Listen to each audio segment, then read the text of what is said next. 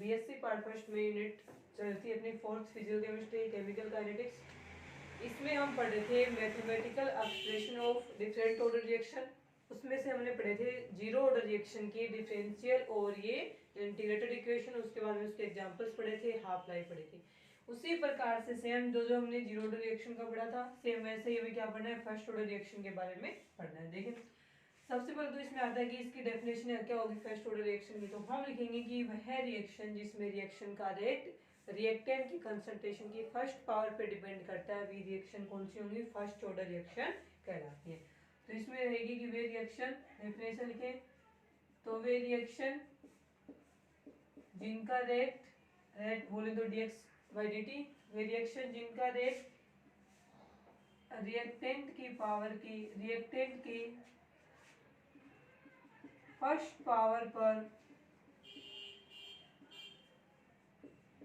Depend करता है, first order reaction कहते हैं। जीरो ऑर्डर में लिखा था कि वे रिएक्शन जिनका रेट रिएक्टेंट की जीरो पावर पर डिपेंड करता है उनको जीरो ऑर्डर रिएक्शन बोले थे। और किसी भी रिएक्टेंट की पावर जीरो का मतलब होता है उसकी वैल्यू क्या आएगी, 1 के इक्वल आएगी।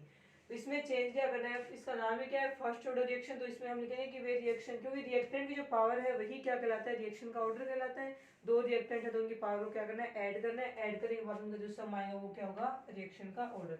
तो वे रिएक्शन जिनका रेट रिएक्टेंट की फर्स्ट पावर पे डिपेंड करता है उन्हें क्या बोलेंगे, first order reaction. First power का मतलब है रिएक्टेंट की कंसंट्रेशन के ऊपर यहाँ पे पावर 1 में लिखी हुई मिलेगी। तो ऐसा लिखा हुआ मिलेगा रेट के आगे तो उसे हम बोलेंगे फर्स्ट ऑर्डर रिएक्शन। तो ये तो होगी इसकी डेफिनेशन।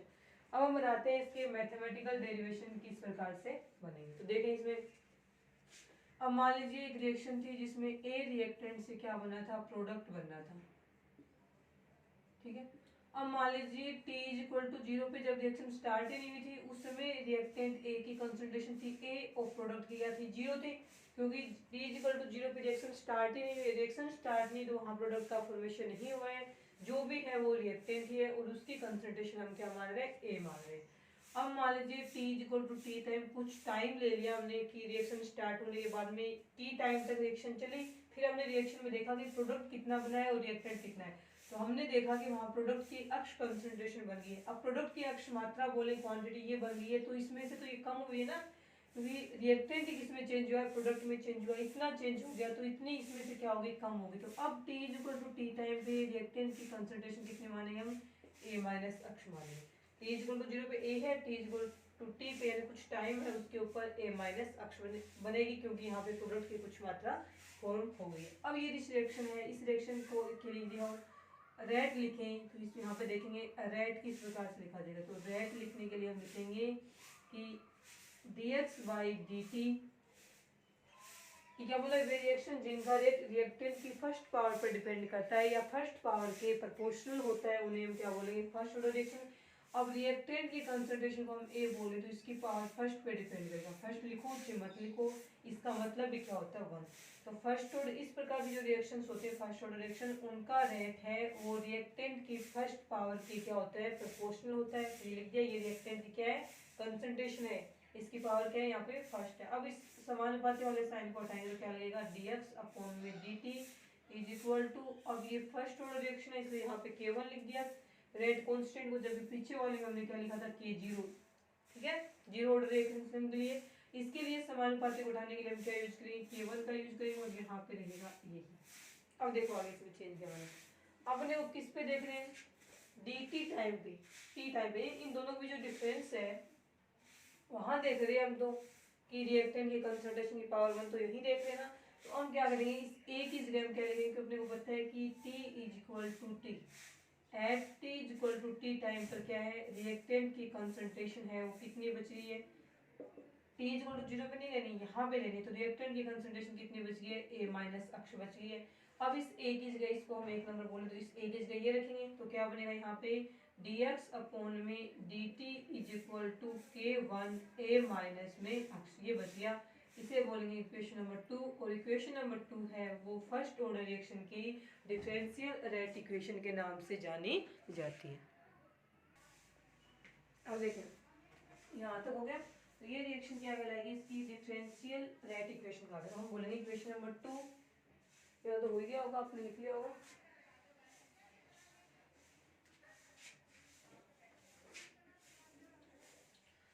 इसके लिए हम बोलेंगे कि equation number 2 first order reaction की क्या है, डिफरेंशियल रेट इक्वेशन है। देखिए यहाँ पे हम लिख देंगे इसको,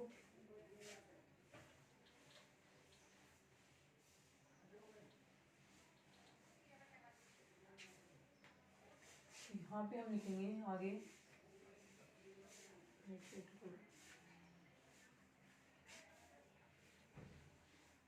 देखिए नेक्स्ट में हम लिखेंगे equation number 2 are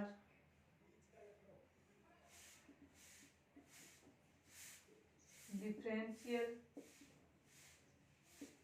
rate equation for first order reaction.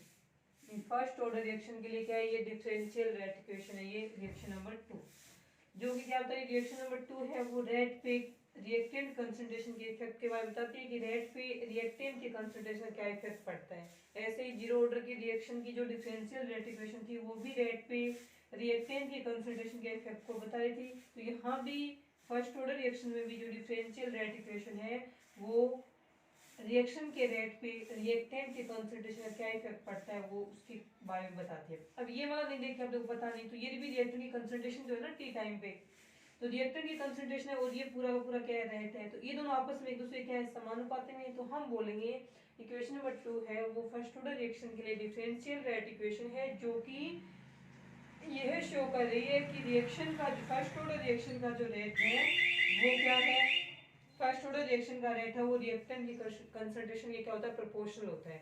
Reactant की कंसंट्रेशन डिक्रीज होगी टाइम के साथ साथ, वैसे वैसे फर्स्ट ऑर्डर रिएक्शन का रेट भी क्या होगा, डिक्रीज होगा। तो ये लिख लिया कि फर्स्ट, यहाँ पे हम लिखेंगे कि फर्स्ट ऑर्डर, इस रिएक्शन से हम क्या शो कर रहे हैं कि first order reaction rate are proportional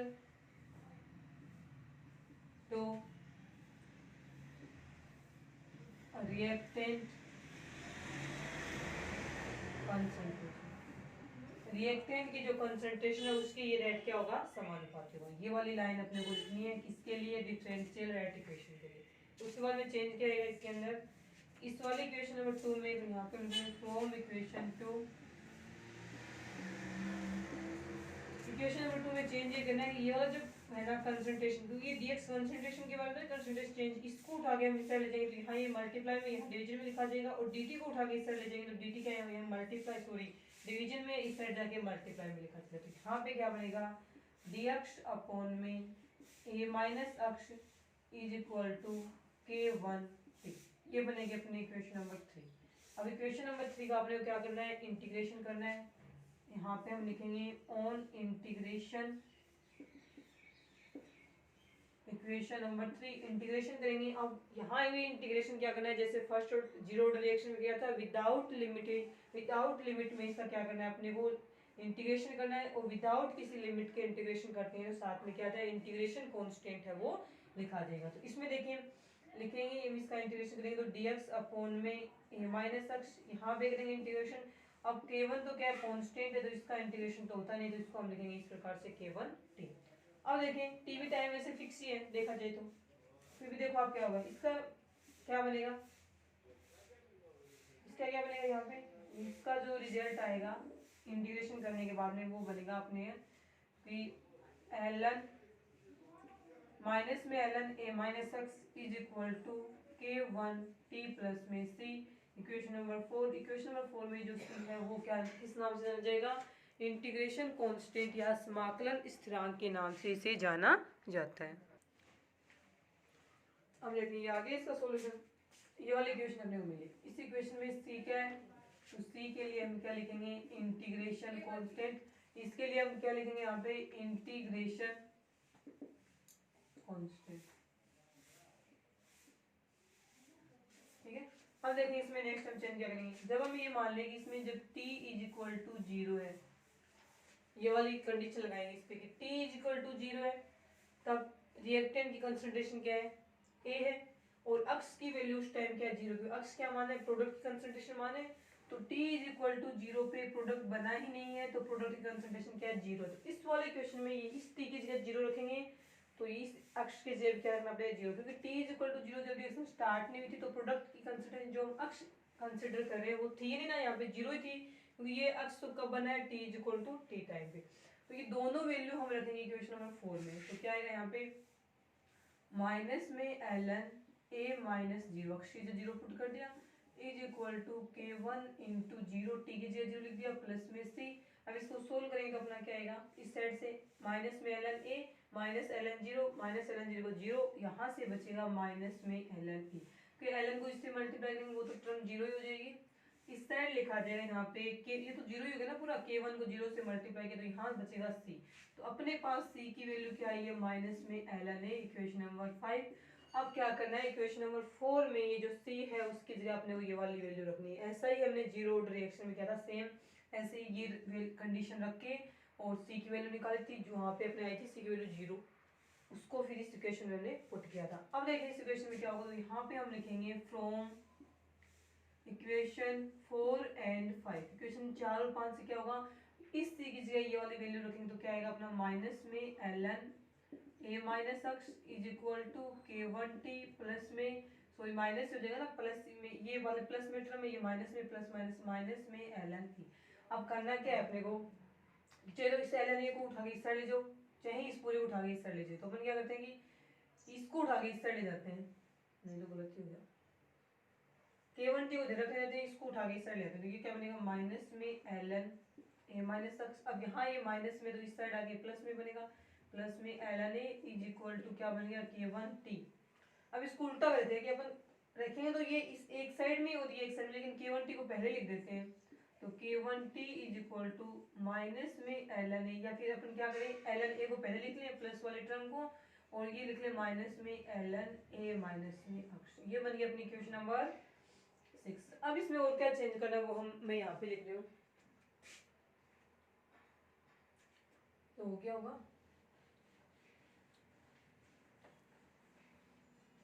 ये क्या रखनी है ये वाली डिफरेंशियल इक्वेशन,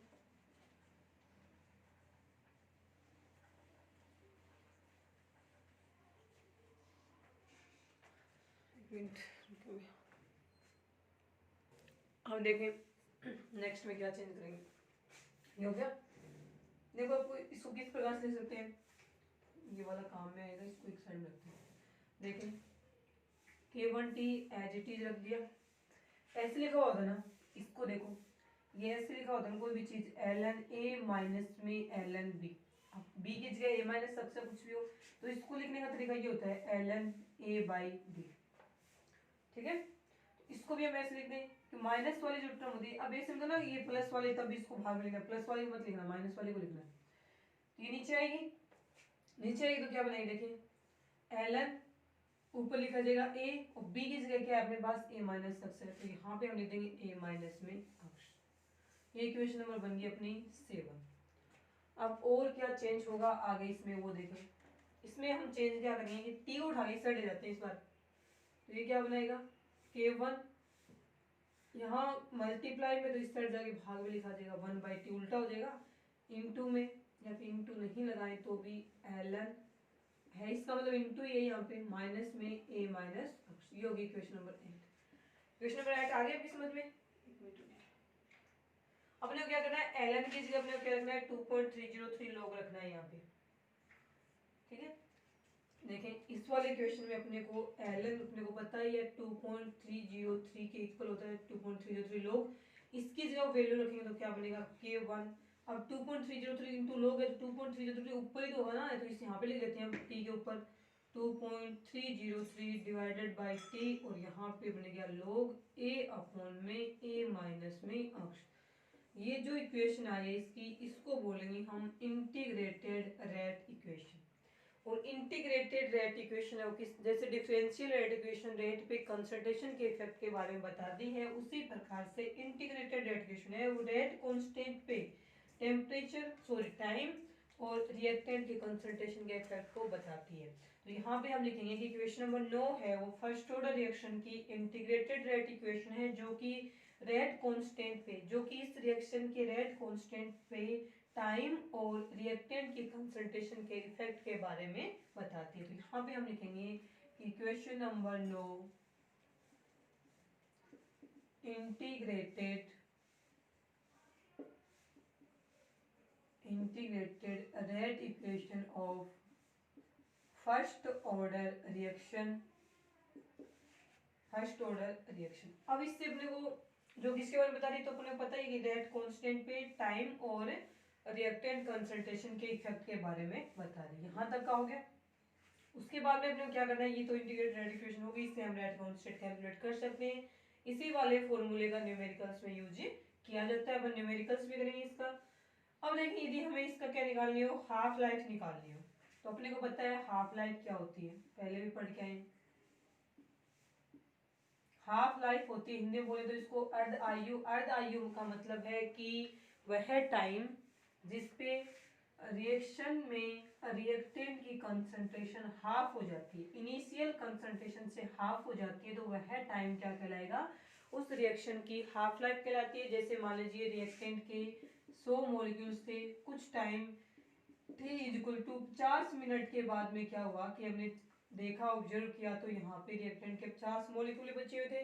इसका मतलब जो इनिशियल कंसंट्रेशन थी रिएक्टेंट की, उससे हाफ कंसंट्रेशन होगी कब, 50 मिनट में। तो हम कहेंगे कि जो 50 मिनट है जिसके ऊपर रिएक्टेंट की कंसंट्रेशन इनिशियल से हाफ हो जाती है, वो टाइम इस रिएक्शन के लिए क्या कहलाता है, हाफ लाइफ कहलाता है। उसी हाफ लाइफ वाले टाइम को यहाँ पे हमें देखना। देखिए हाफ लाइफ है, इसका इंपॉर्टेंट होता है इसका फॉर्मूला फर्स्ट ऑर्डर रिएक्शन के लिए सबसे ज्यादा इंपॉर्टेंट है, वो फर्स्ट ऑर्डर रिएक्शन की हाफ लाइफ ही होती है। देखें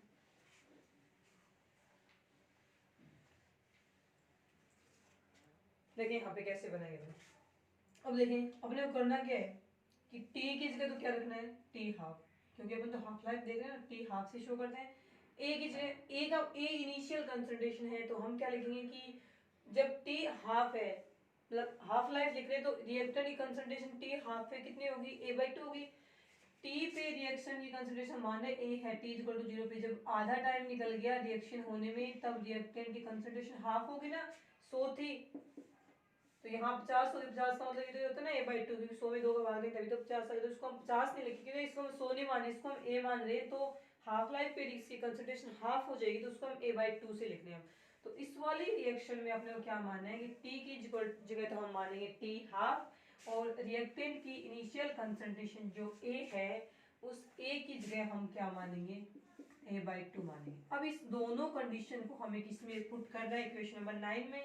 यहाँ पे देखिए क्या बनेगा, K1 is equal to 2.303 divided by t half, और यहाँ पे क्या बनेगा, log a/2 अपॉन में a/2 माइनस में अक्ष। इसके कीजिए ये लिखना है अपने को। t हाफ लाइफ निकाले तो t हाफ लाइफ यहाँ ले जाएंगे तो K1 यहाँ लिखा जाएगा, तो ये आएगा t half is equal to 2.303 K1 log।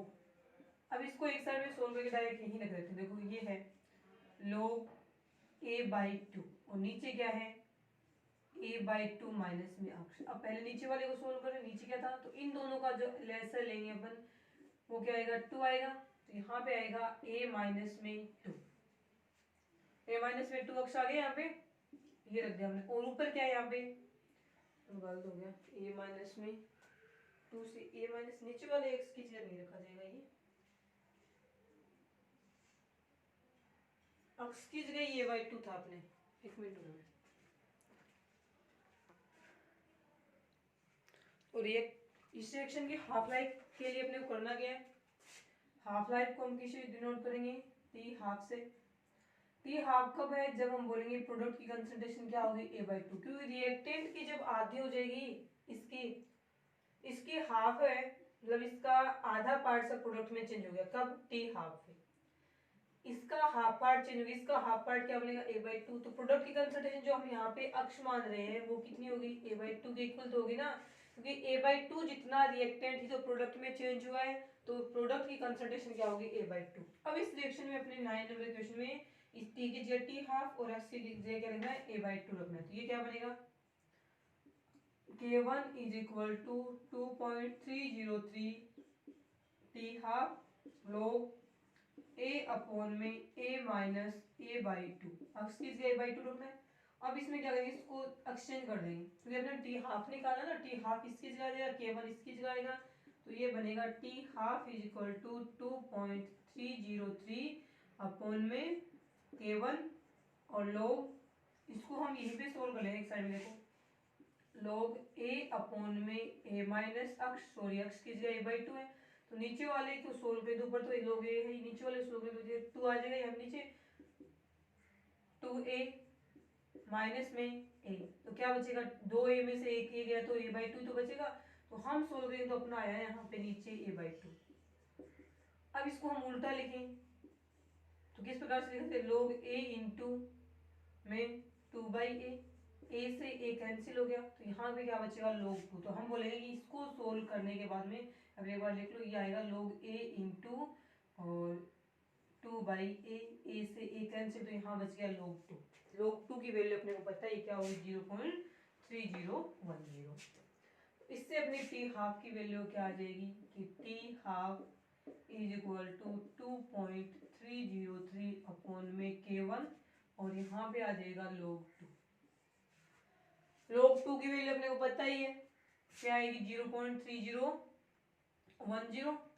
यहाँ पे हम लिखते हैं log 2 is equal to 0.3010 solve करने के बाद में यानी कि 0.303 यहाँ रख के इससे मल्टीप्लाई करेंगे तो ये आएगा 0.693 डिवाइडेड बाय K1। ये वाला रिलेशन होता है किसके बीच में तो हाफ लाइफ और फर्स्ट ऑर्डर रिएक्शन की हाफ लाइफ और फर्स्ट ऑर्डर रिएक्शन की रेट कांस्टेंट है उनके बीच में ये रिलेशन होगा और दोनों एक दूसरे के इनवर्सली प्रोपोर्शनल होते हैं।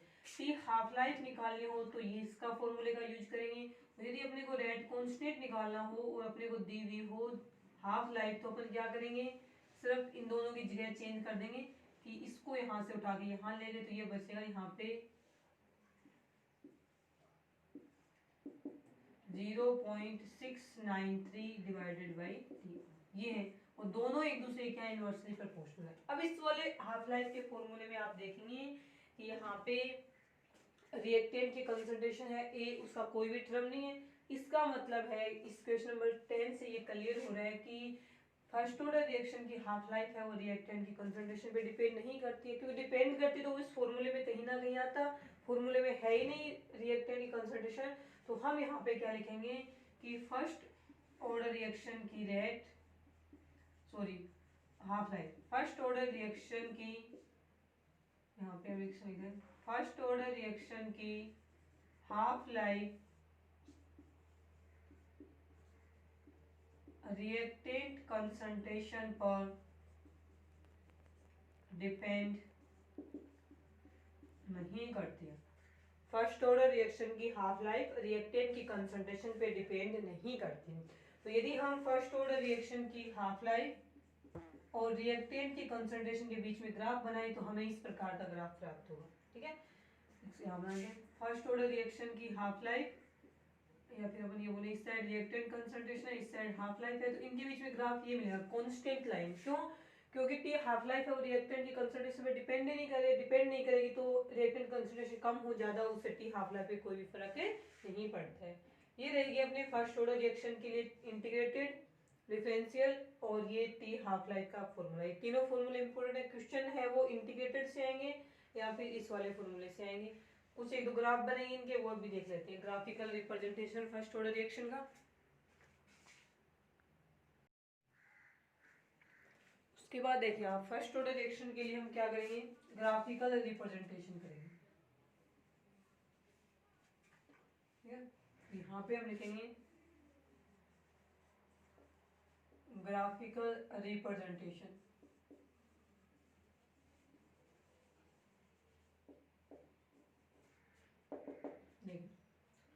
पहले सबसे पहले हम लिखते हैं इसके लिए डिफरेंस तीन इक्वेशन बनती हैं। तो डिफरेंशियल रेट इक्वेशन जो अपनी क्या आई थी dx अपॉन में dt is equal to k1 a minus x. इससे तो कोई ग्राफ जनरली बनता ही नहीं है। डिफरेंशियल रेट इक्वेशन है। दूसरी बनी थी अपनी k1 is equal to 2.303 t log a upon में a माइनस अक्ष। ये थी इंटीग्रेटेड रेट इक्वेशन। इसमें बनता है ग्राफ। ग्राफ देखो क्या बनेगा यदि हम रिएक्शन की रेट कांस्टेंट k1 और इसके बीच में ग्राफ बनाए इस वाले एक्सिस पे हम ले रहे हैं log a अपॉन में a माइनस अक्ष। अब इसके और k के बीच में, k1 के बीच में हम ग्राफ बनाते हैं, ये वाला ग्राफ बनेगा। तो यहाँ से क्या आएगा कि इसके साथ में जो मल्टीप्लाई में होता है वो यहाँ पे किसके रूप में माना जाएगा, स्लोप के रूप में। बताए ये और ये दोनों एक दूसरे के प्रोपोर्शन है, तो यहाँ पे क्या आएगी, स्ट्रेट लाइन आएगी। और स्ट्रेट लाइन का जो स्लोप है वो किसके इक्वल होगा, तो हम बोलेंगे स्लोप है वो इक्वल होगा 2.303 टी के डिवाइडेड बाई टी के क्या रहेगा, इक्वल रहेगा। तो इस प्रकार से हमें यहाँ पे एक ग्राफ प्राप्त हो जाता है। और यदि हम क्या करें, इसी इक्वेशन को ऐसे लिख दें कि t is equal to 2.303, change किया गया, t को यहाँ ले गए, k1 को यहाँ ले गए, तो k1 और यहाँ पे बनेगा log a अपॉन में a माइनस अक्ष। अब यदि हम इस k1 की जगह ग्राफ है और t के बीच में खींचे और इस साइड यही बनाना है, तो जो स्लोप होगा वो आ जाएगा 2.303 अपॉन में q, ये आ जाएगा। ये वाला बनता है इससे ग्राफ। उसके बाद में थर्ड बनती है इसकी हाफ लाइफ के लिए। तो इसकी हाफ लाइफ क्या था, फॉर्मूला क्या था, तो हम बोलेंगे कि हाफ लाइफ के फॉर्मूले में था T half is equal to 0.693 divided by k1। अब देखें इन दोनों के बीच में क्या इन्वर्सली वाला कौन है, क्योंकि ये दोनों एक दूसरे क्या इन्वर्सली प्रोपोर्शनल है। लेकिन यदि हम इसमें ग्राफ खींचें रिएक्टेंट की कंसंट्रेशन ए और यहाँ पे हम लगाएं टी हाफ लाइफ के बीच में ग्राफ बनाए, तो कांस्टेंट लाइन बनती है। इस लाइन का मतलब है कि रिएक्टेंट की कंसंट्रेशन है उसके ऊपर टी हाफ लाइफ डिपेंड नहीं करती है। हाफ लाइफ डिपेंड कर भी नहीं रही, देखो इस फॉर्मूले में क्या है, सिर्फ ये है और रेट कांस्टेंट है, इसके अलावा तीसरी कोई टर्म ही नहीं है। जब इसमें रेट कांस्टेंट की टर्म है ही नहीं, तो रेट जो रिएक्शन का हाफ लाइफ है वो इसके ऊपर वो रिएक्टेंट की कंसंट्रेशन पे डिपेंड नहीं करता। ये था इसमें ग्राफ, ये वाले इंपॉर्टेंट, ठीक है। अब हम करेंगे इस पे बेस्ट कुछ न्यूमेरिकल से हो। उसके बाद देखें हम पढ़ेंगे यहाँ पे फर्स्ट ऑर्डर रिएक्शन के एग्जांपल्स पढ़ लेते हैं, क्योंकि इसके जो न्यूमेरिकल्स हैं फर्स्ट ऑर्डर रिएक्शन के वो ज़्यादा है, तो उनको हम अलग से करेंगे कल की क्लास में। सारे न्यूमेरिकल्स जो फर्स्ट ऑर्डर रिएक्शन पे बेस्ट है, देखें एग्जांपल्स करते हैं हम यहाँ पे फर्स्ट ऑर्डर रिएक्शन के। लिख लिया होगा वैसे तो ये वाला, देखिए एग्जांपल्स में रहेगा N2O5 का अपघटन पहला है, ठीक है, डिसोसिएशन ऑफ N2O5। तो इसमें हम लिखेंगे N2O5 गैस फॉर्म में, डिसोसिएशन हो जाएगा तो बनेगा 4NO प्लस में O2 तो N2O5, इससे बनेगा ये वाला। अब आप बोलोगे इसमें तो 2 लिखा हुआ, रिएक्टेंट कंसंट्रेशन लिखा हुआ तो 2 है, लेकिन इसका जो रेट लिखा जाएगा ना, उस रेट में क्या आता है K1 N2O5, दोनों मॉलिक्यूल्स हैं उनकी कंसंट्रेशन पे रेट डिपेंड नहीं कर रहा, केवल एक मॉलिक्यूल्स की केवल फर्स्ट पावर पे डिपेंड कर रहा है। यदि यहाँ पे 2 आता तब तो हम लिखते ये फर्स्ट सेकंड ऑर्डर रिएक्शन, लेकिन इस पे 2 नहीं आता। रेट ये क्या है, रेट तो किससे निकाला हमने, प्रैक्टिकली डिटरमाइन किया ना, तो इसकी फॉर्मूला ये वाला आता है, ये वाला फॉर्मूला आता है। इसका मतलब ये रिएक्शन कौन सी है, एक फर्स्ट ऑर्डर रिएक्शन है और इम्पोर्टेंट है, यही आती है एग्जाम में। ऐसे देखें और रेट तो दिया हुआ मिलता नहीं है वहाँ पे, सिर्फ ये देखे बोलेंगे कि इस रिएक्शन का ऑर्डर क्या है, कौन सी ऑर्डर की रिएक्शन है। मोस्टली इसमें क्या आंसर किया जाएगा कि सेकंड ऑर्डर रिएक्शन है, क्योंकि अपन तो ऐसे बोलेंगे 2A है और प्रोडक्ट बना रहे हैं, तो इसका मतलब दो मॉलिक्यूल्स हैं, तो इस रिएक्शन का जो रेट लिखा जाएगा तो वो हम लिखेंगे, जो भी लिखे या के कुछ भी लिखे A⁴ तो सेकंड ऑर्डर रिएक्शन सेम ऐसा ही है। लेकिन इसमें थोड़ा डिफरेंट है कि इसके दोनों मॉलिक्यूल्स नहीं आते रेट फ्लो में, केवल एक आएगा, तो इसका मतलब ये कौन सी है, फर्स्ट ऑर्डर रिएक्शन। तो ये इंपॉर्टेंट एग्जांपल है। इसके अलावा हम देखें तो देखें एक दूसरा डिकम्पोजिशन है आपके SO2Cl2 का। डिकम्पोजिशन कराएंगे तो इससे क्या बनेगा, SO2 गैस फॉर्म में, साथ में Cl2 भी किसमें बनेगी, गैस फॉर्म में। दूसरा ये डिकम्पोजिशन है, आगे सुन रहे, ये 2 एग्जांपल्स बोलते हैं और ये वाला इंपॉर्टेंट है, सबसे ज्यादा इंपॉर्टेंट ये वाला ही है, ये याद रखना, ठीक है। अब इसके जो न्यूमेरिकल्स हैं वो हम करेंगे कल की क्लास में, जिसमें टी हाफ लाइफ के न्यूमेरिकल्स है, रेट कांस्टेंट निकालने के हैं, या फिर ऐसे कि ये रिएक्शन इतने मिनट में इतनी पूर्ण हो जाती है तो इतने मिनट में कितनी होगी, या इतना होने में कितना टाइम लगेगा। ये सारे न्यूमेरिकल्स हम करेंगे कल की क्लास में। आज के लिए इतना है।